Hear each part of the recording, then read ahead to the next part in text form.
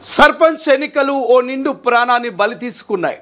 రంగారెడ్డి జిల్లా షాద్నగర్ నియోజకవర్గం ఫరూక్ నగర్ మండలంలోని కన్సాన్పల్లి అనేటువంటి గ్రామంలో 4వ వార్డు అభ్యర్థిగా బరిలోకి దిగినటువంటి శేఖర్ అనేటువంటి వ్యక్తి ప్రాణాలు విడిచినటువంటి పరిస్థితి.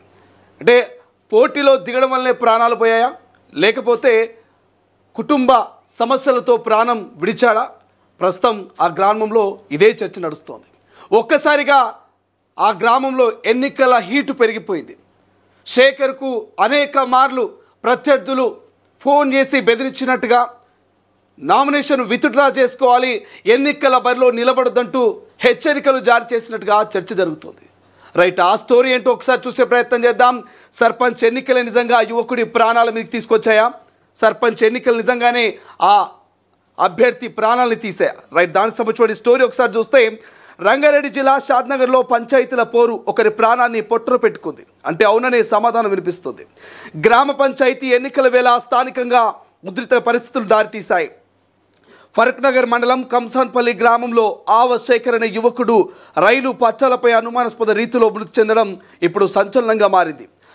శేఖర్ కంసాన్పల్లి పంచాయతీలో 4వ వార్డు అభ్యర్థిగా పోటీ చేశాడు. ఈ మేరకు నామినేషన్ కూడా దాఖలు చేశాడు. ఈ నెల 11న ఫస్ట్ ఫేజ్కు సంబంధించిన పోలింగ్ జరగబోతున్న విషయం తెలిసిందే. అయితే శేఖర్ ఉన్న ఫలంగా రైలు పట్టాలపై విగత జీవిగా పడి ఉండడం అనేక అనుమానాలకు తావునిస్తోంది.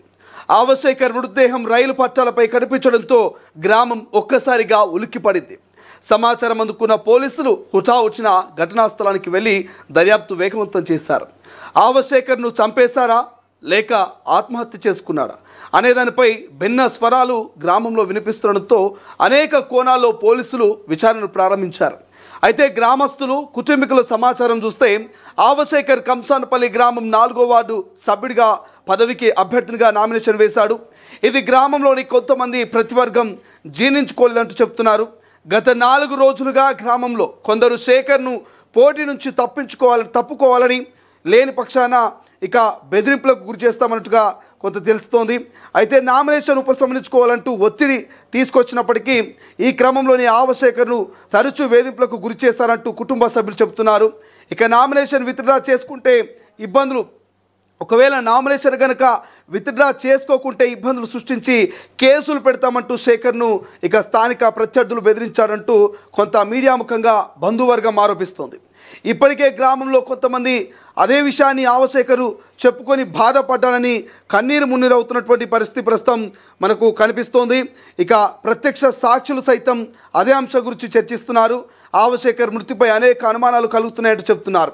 వాస్తవానికి శేఖర్ మంగళవారం ఉదయం నుంచి గ్రామంలో కనిపించకుండా పోయాడు. ఓవైపు కుటుంబ సభ్యులు, మరోవైపు గ్రామస్తులు ఎంత వెతికినా ఆచూకీ కూడా కనబడలేదు.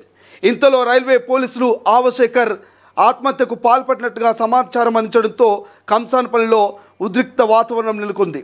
ఇక ప్రస్తుతం ఆ యువకుడి మరణంతో కుటుంబంలో అనేకమైనటువంటి బాధ, కన్నీళ్లు కనిపిస్తున్నాయి. ఆ గ్రామం అంతా కూడా శేఖర్ మరణం పైన చర్చిస్తున్నటువంటి పరిస్థితి మనకు కనిపిస్తుంది. బట్ ఏది ఏమైనప్పటికీ వైపు కుటుంబ సభ్యులు, మరోవైపు గ్రామస్తులు ఎంత వెతికినా ఆచూకీ తెలియజేయకపోవడంతో కంసాన్పల్లిలో ఉన్నటువంటి ఆ వాతావరణం, ఎన్నికల హీట్ అయితే ఒక్కసారిగా పెరిగిపోయింది. శేఖర్ది హత్యనా లేక ఆత్మహత్యనా అన్న కోణంలో పోలీసులు దర్యాప్తు చేస్తున్నారు. అయితే శేఖర్ మృతికి సంబంధించి ఏదైతే ఎన్నికలకు రణంగా మార్చేసిందని చెప్పుకోవచ్చు. ఇప్పుడు అక్కడంతా కూడా నివ్వురు గప్పిన నిప్పులా ఉంది. పట్టాలపై శేఖర్ మృతదేహాన్ని చూసిన రైల్వే పోలీసులు తొలుత గ్రామస్తులకు సమాచారం అందించారు. గుర్తు తెలియని మృతదేహంగా భావించిన పోలీసులకు ఇక మృతుడి జేబులో ఆధార్ కార్డు దొరకడంతో మృతదేహం ఎవరిది, ఏ గ్రామస్తుడిది అనేటువంటి కోణంలో సమాచారం తీసుకున్నారు. ఆ తర్వాత కంసాన్పల్లికి చెందిన శేఖర్ మృతుడిగా ఐడెంటిఫై చేశారు. ఈ మేరకు గ్రామస్తులకు సమాచారం చేరవేసినట్టుగా రైల్వే పోలీసులు చెప్తున్నారు. అయితే దాదాపు 2 ఏళ్ల నిరీక్షణ తర్వాత జరుగుతున్న పంచాయతీ ఎన్నికలు శేఖర్ను బలి తీసుకున్నాయా అంటే నిజ నిజాలు తెలియాల్సి ఉంది. బట్ శేఖర్ను గ్రామంలోని ప్రత్యర్థులే చంపారా లేక కుటుంబ సమస్యల వల్లనే ఆయన ఆత్మహత్య చేసుకున్నాడా అనేటువంటి కోణంలో పోలీసులు అయితే విచారణ మొదలుపెట్టారు. దానికి సంబంధించినటువంటి పూర్తి అప్డేట్స్ అయితే తెలియాల్సి ఉంది. సో ఇప్పటికైతే మృతి చెందినటువంటి ఏదైతే శేఖర్కి సంబంధించినటువంటి ఒక ఆడియో కూడా బయటకు వచ్చింది. ఆడియోను కూడా ఒకసారి వినేటువంటి ప్రయత్నం చేద్దాం. ఆయన ఆత్మహత్య కంటే ముందు తన స్నేహితుడితో మాట్లాడిన ఆడియో ఒకటి బయటకు వచ్చింది. ఆడియో కూడా వినే ప్రయత్నం చేద్దాం. అంత పెద్ద బిజినెస్ ఏం చేస్తున్నాం మనం ఇరికేనికి ఏమో అంటే మా ఇంటికాడ బాట లేదుగా, ఆడ బాట బంద్ చేస్తారంట. లేదండి ఇంకోటి మా నాయన ఇప్పుడు ఏమంటారు మన అయినప్పుడు చెప్తాం రా. ఇప్పుడు అంటే ఎలక్షన్ అయిపోయిన 2-3 రోజులలో ఏదో చేస్తారని అంటున్నారంట.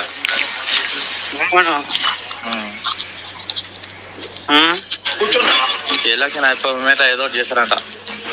అదే నువ్వేమన్నా అన్న మరి. నేనేమనలేదు, నేనైతే విత్డ్రా తీసుకున్నాను. విత్డ్రా మాత్రం తీసుకోరా చెప్పిన అంటే అట్లా. సరే సరే ఎవరెవరు వచ్చారా? ఏం మా వాళ్ళని పిలిచినట్టే మా కృష్ణ వెంకటేశ్వర అని మాట్లాడుతురా అంట అన్నారు. అంటే ఫస్ట్ నేనే పిలిచిన, నేనే మాట్లాడము నేను విత్డ్రా తీసుకోమని అంటే నేను తీసుకోనని చెప్పిన.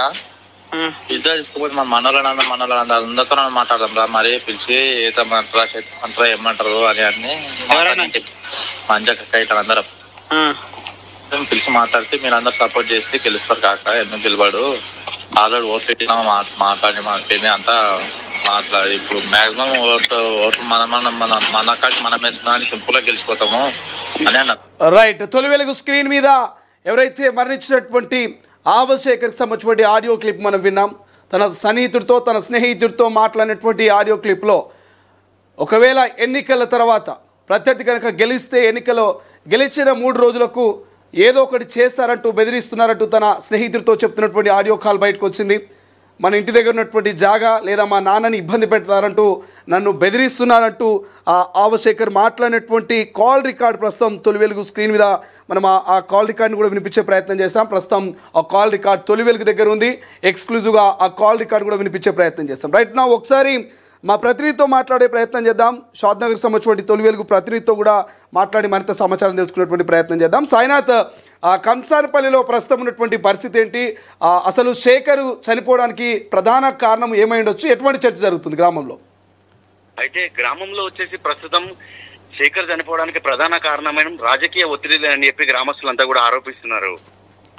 అదే విషయమై యువకులు రాజకీయాల్లోకి రావాలంటూ డంకా బజాయిస్తూ ఎంతో పెద్ద మనుషులు ఎంతో మంది చెప్పినప్పటికీ కూడా ప్రస్తుత పరిస్థితులను యువకులు నిజంగా రాజకీయాల్లోకి రావాలంటే వాళ్ళకి శక్తి ఒక్కటే కాదు, బెదిరింపులను తట్టుకునే ధైర్యము మరియు అదే విధంగా పైసలు కూడా కావాలన్న దానికి ఇతర బెదిరింపులను కూడా తట్టుకోవడానికి ఒక ఉదాహరణనే ఇది.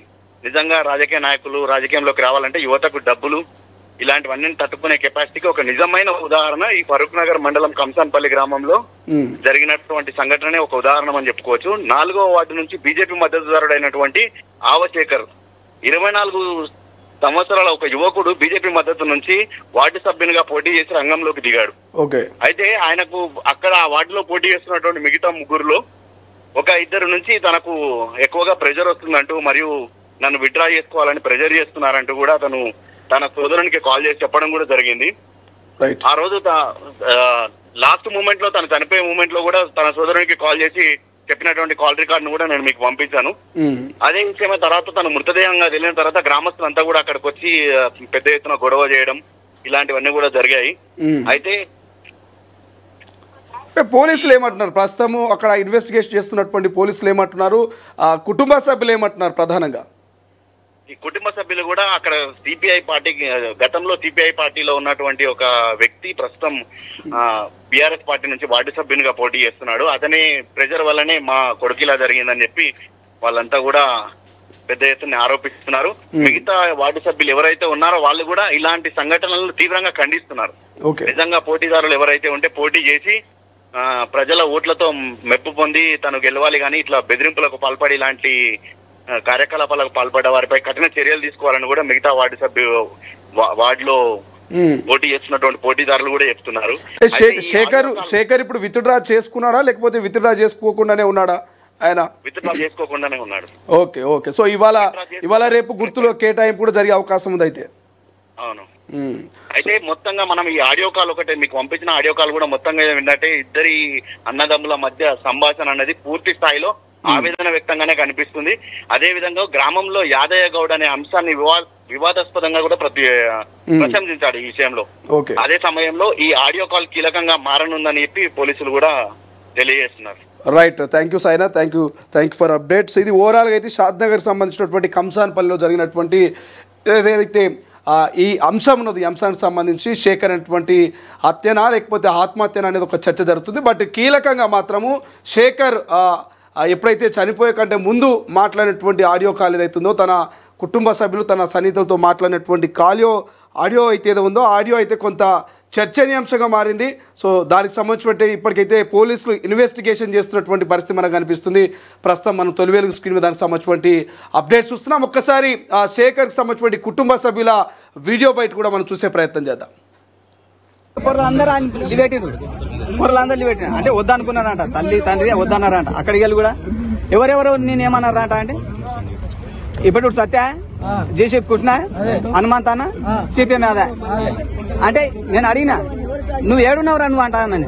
అంటే షాద్నగర్ ఉన్నాను, నువ్వు ఇప్పుడు రారా అంటా అన్న. నువ్వు బండి ఆపుతా ఉట్టిగా ఎట్లున్నావు అంటే బండి ఆపుతున్నా, పక్కకు లివేట్ అన్న. నిలబెట్టి మన కలవాళ్ళకి ఇలా హనుమంత్ అన్న, జేసీ కృష్ణ, ఇప్పుడు సత్య, సిపిఎం యాదవ్ వీళ్ళు నన్ను చాలా తిప్పలు పెట్టున్నారు. అంటే నీకు ఎందుకు భయం అవుతున్నారా? అదే ఎలక్షన్ల గురించి విటర్ చేసుకోకపోతే నేను జైలు పంపిస్తాం కొడతా అన్నారంటే ముచ్చట చెప్పిండు.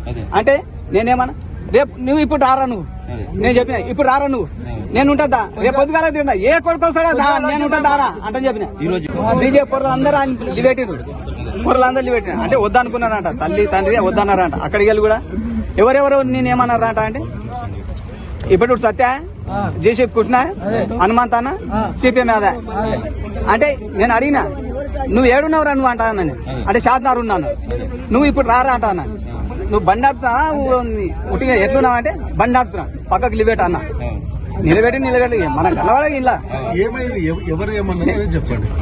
హనుమంత్ అన్న, జేసీ కృష్ణ, ఇప్పుడు సత్య, సిపిఎం యాదవ్ వీళ్ళు నన్ను చాలా తిప్పలు పెట్టున్నారు. అంటే నీకు ఎందుకు భయం అవుతున్నారా? అదే ఎలక్షన్ల గురించి విటర్ చేసుకోకపోతే నేను జైలు పంపిస్తాం కొడతా అన్నారంటే ముచ్చట చెప్పిండు. అంటే నేనేమన్నా రేపు నువ్వు ఇప్పుడు రారా, నువ్వు నేను చెప్పిన ఇప్పుడు రారా, నువ్వు నేను ఉంటుందా రేపు పొద్దుగాల తింటా, ఏ కొడుకు వస్తాడా నేను ఉంటాను దారా అంటే చెప్పిన. ఈరోజు టీఆర్ఎస్ పార్టీ నుంచి సిపిఎం యాదవ్ ఆయన వేసిండు, బీజేపీ నుంచి పిల్లాడు వేసిండు, కాంగ్రెస్ నుంచి నేను వేసిన, ఇంకో మున్న వ్యక్తిగత ఆయన కూడా మా ఊరి ఆయన వేసిండు. నలుగురు వాడకు సపోర్ట్ చేస్తున్నాము. ముగ్గురు నుంచి 3 పార్టీల నుంచి చేసినాము. అతను సిపిఎం యాదవ్ అయినా ఆయన ఖచ్చితంగా 3 రోజుల నుంచి ఇబ్బంది పెడుతుంట. మీరు ఖచ్చితంగా పక్క తప్పించుకుంటే నేను మీ ఆవల పిల్లాడు మీ ఆవల ఓట్లు మొత్తం నాకు పడతాయి. నేను 100% నేను డిప్యూటీ సర్పంచ్ అయితే నువ్వు నాకు సతాయిస్తావు, నాకు అడ్డం రాకనే అతను ప్రతి చెప్పిన అనేది విషయం క్లియర్ తెలుసు. దానిలో మీరు ఇంకోటి ఫోన్ దాటా తీసి క్లియర్ చేయండి, దాన్ని ఫోన్ కూడా తీయండి. అది నిజమా అవదాం మీకు కూడా తెలుస్తుంది కదా, దాని డాటా తీస్తాను. అతనికి ఫోన్ కూడా చేసి ఉంటారు, అతనికి ఎవరెవరు ఫోన్లు చేసారు తెలుస్తుంది కదా. క్లియర్ తీసుకోండి ఒకసారి క్లియర్గా. అసలైన తొలి వెలుగు. ఫాలో వాట్సాప్ @తొలి వెలుగు official.